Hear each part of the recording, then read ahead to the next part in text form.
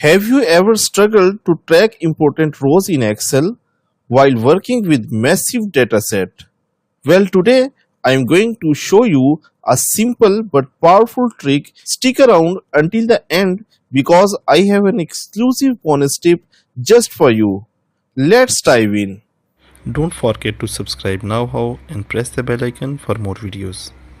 So this is the dataset. You can see that it's a big data, and when we will be working with this type of data, there are chances that if we do not keep track, there could be mistakes. To avoid these mistakes, the best solution is that we should be keep tracking that in which row we are working. For this purpose, it will be ideal if the row in which we will be working would be highlighted. So how we can do this? Let's learn. So for Office 365 users, they can go to the View tab and then they have the option that is Focus Cell. When they will enable this by clicking, they can move across this data, and when they will click on any cell, the row as well as the column will be automatically highlighted. So in this way, they can keep track of what they are doing in the sheet.